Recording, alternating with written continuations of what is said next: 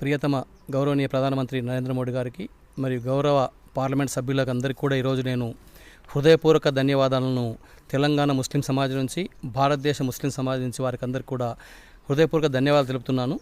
ఈరోజు చారిత్రాత్మకమైన వక్ఫ్ బిల్లును పార్లమెంట్లో ప్రవేశపెట్టడం జరిగింది.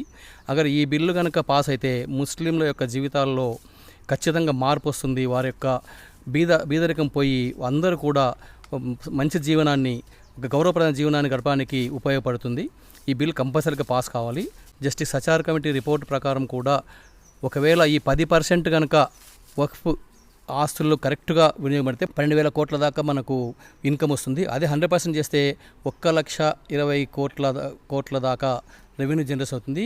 అసలు వక్ఫ్ యొక్క ఉద్దేశమే బీద ముస్లింలు కానీ, లేకపోతే భర్త చనిపోయిన ముస్లిం మహిళలకు కానీ వీరికి తోడ్పాటు అందించడం కొరకు, ఆర్థిక సహాయం అందించడం కొరకు మాత్రమే ఈ వక్ఫ్ అనేది ఏర్పాటు చేయడం జరిగింది. అది పురాతన కాలం నుంచి వస్తుంది కాబట్టి ఒక పెద్దన్నగా వచ్చి ఈ బిల్లును ప్రవేశపెట్టడం జరుగుతుంది.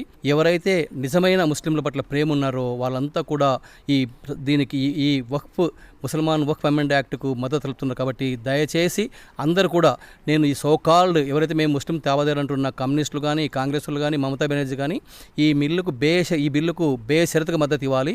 అది అట్లా ఇస్తేనే మీరు ముస్లింలకు సపోర్ట్ చేసినట్టు ఉంటుంది. కాబట్టి దయచేసి పార్లమెంట్లో ఈ బిల్లు నెగ్గడానికి అందరూ కూడా సహాయం చేయవలసిందిగా మీ యొక్క మద్దతు ఇవ్వాల్సింది నేను ముస్లిం సమాజం నుంచి జాతీయవాద ముస్లింగా మీకు అప్పీల్ చేస్తున్నాను.